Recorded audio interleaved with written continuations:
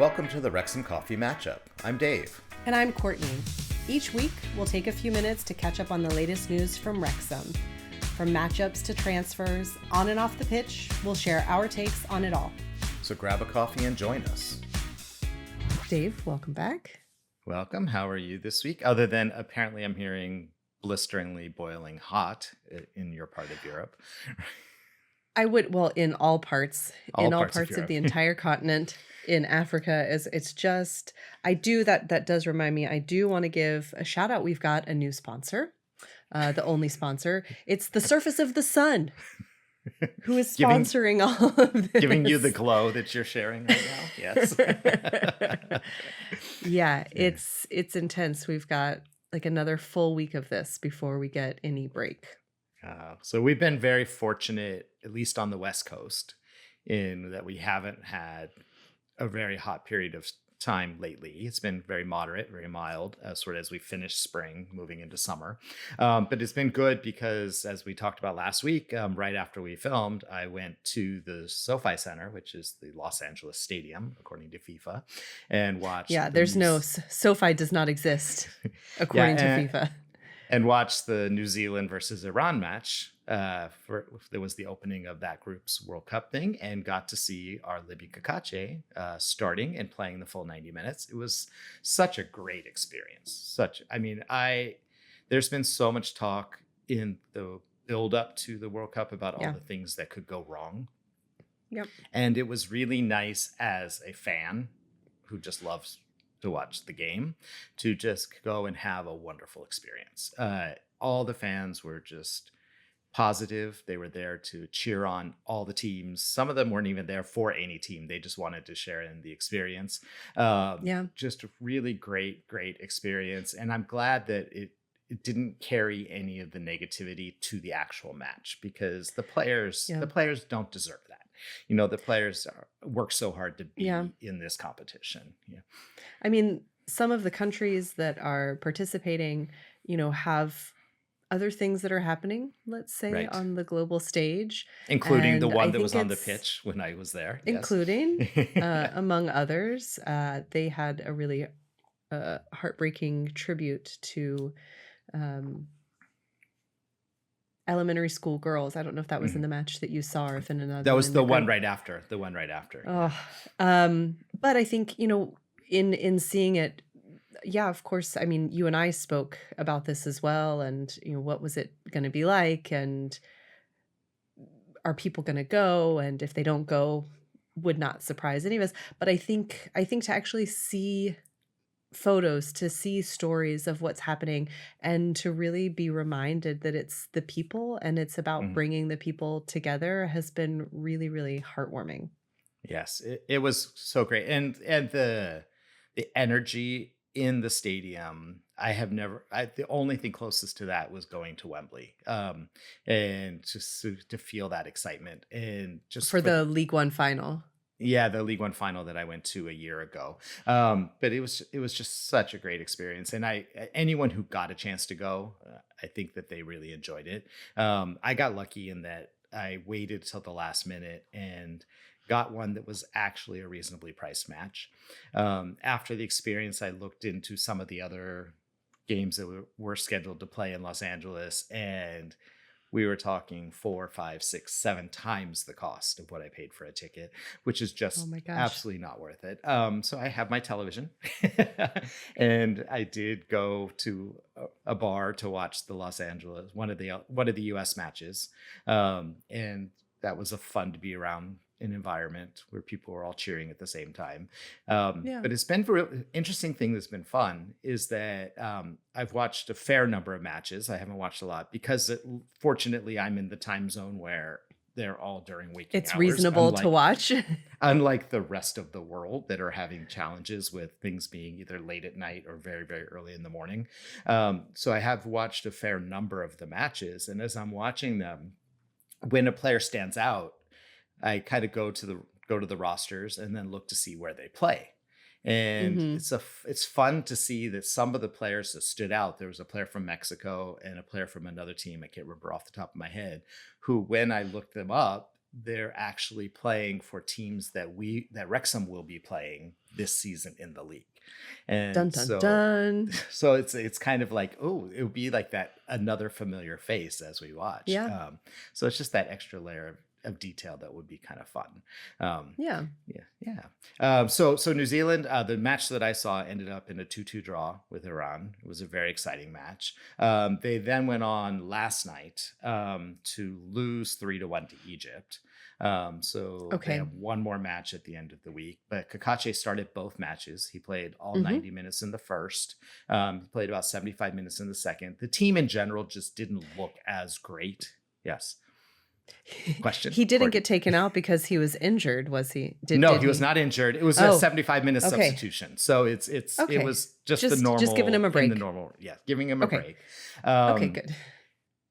New Zealand didn't look as great in the second match, and Egypt Mm. just really came into their own in the second half. And so I think it's just a matter of them trying to pace it so that they can be Yeah, ready for the next one in a few days. Um, and they'll face Belgium in their final match later in the week. And then that's Scotland going to is be the tough. Yeah, and Scotland is the other team that has a Wrexham player on the squad. So as we mentioned last week, in their first match, they won against Haiti. Unfortunately, Hyam did not play or have any minutes during that match. Their second match was a loss against Morocco, and Hyam again has not played. hmm So Not yet. our chances of seeing him are dwindling a little bit. But they play Brazil in their final match later in the week. So yes, Okay. so we shall see. We shall see. Now there were people commenting on social media how the players that they had on defense, it probably would have benefited them to swap Hyam in at some point because he would have had a freshness. Um, Obviously. obviously. So we'll just keep an eye on it and see how things go. Yeah, you never know. Never know. Never know. So the one thing that happened last week, it's been a very, very light news week. So we will not have a whole lot to discuss in the Wrexham world. Next week we But will, next week we will because have the a schedule gets lot. released on Thursday of this week.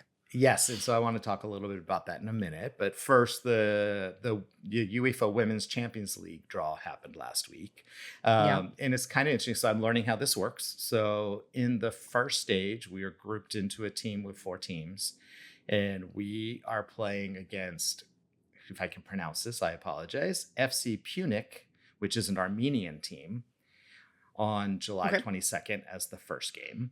The other 2 teams, which are Glentoran in Northern Ireland and Rigo from Latvia. So a Latvian Okay. and a North Ireland team are the other 2 teams in the group. They will play each other on July 22nd.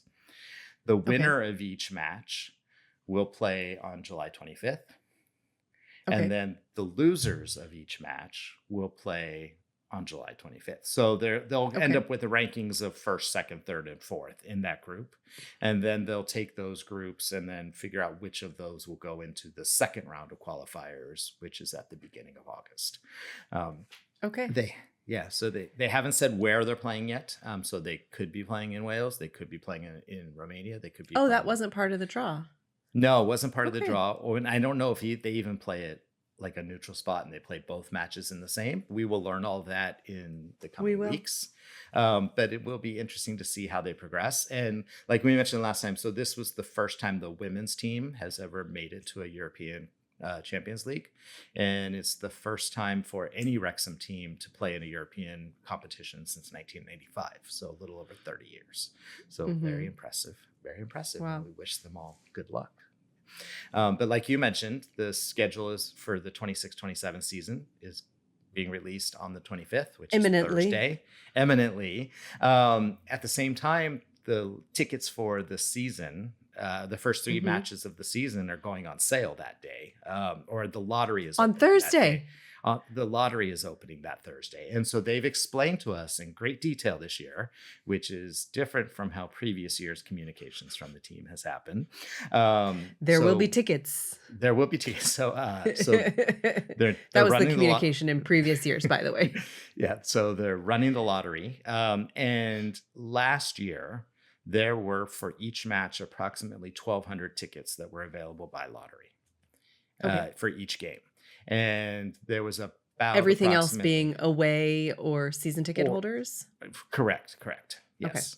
And on average, they received about 3,500 applications for each one of those games. Do we have any information on timing? It was supposed to be Not done next so much. month. It's not going to be done next month. They said it would be done by the end of the season.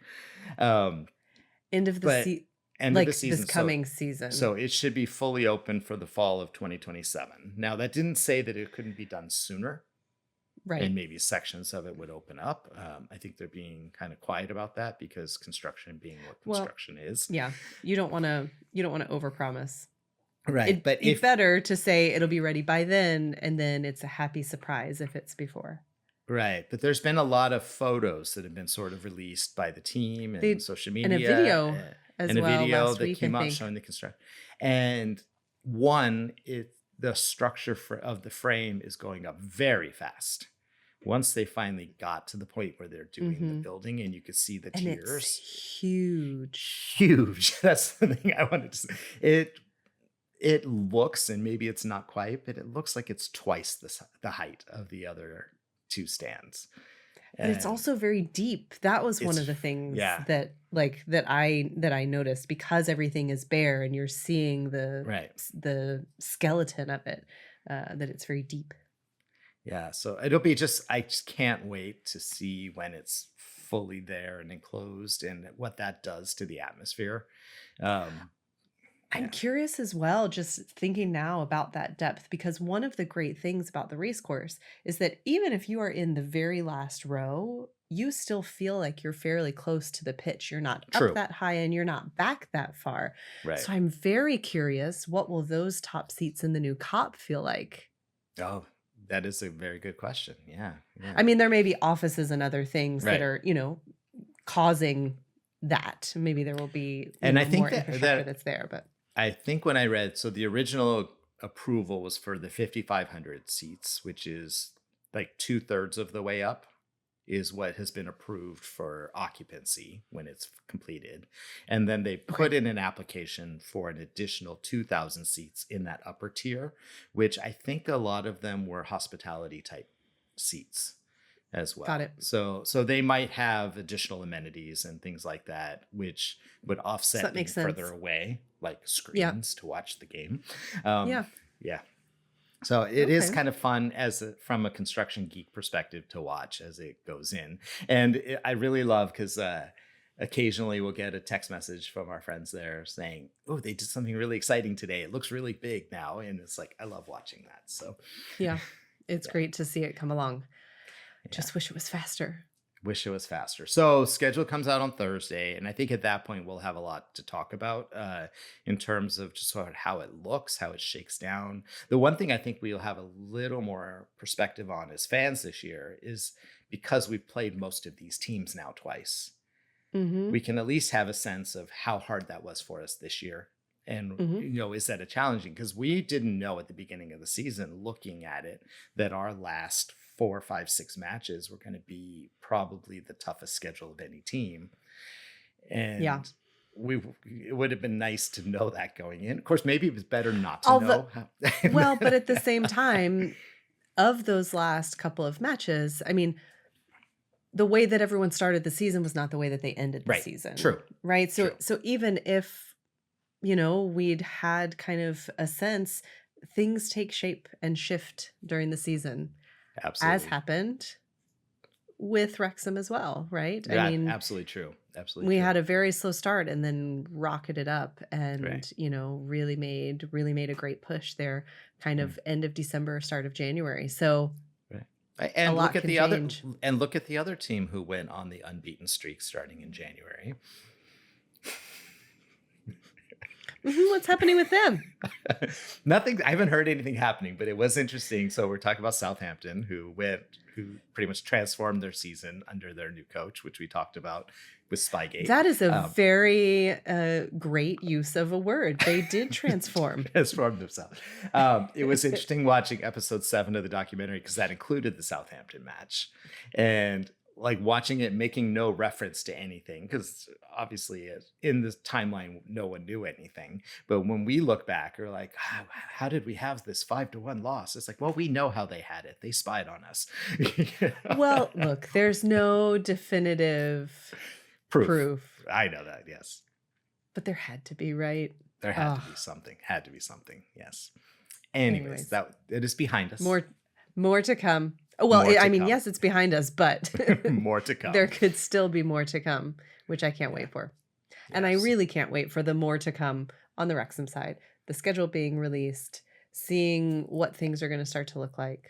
And start to see transfer window movements, because we haven't heard a peep. I mean, there's plenty of rumors, and it's early. It's during the World Cup.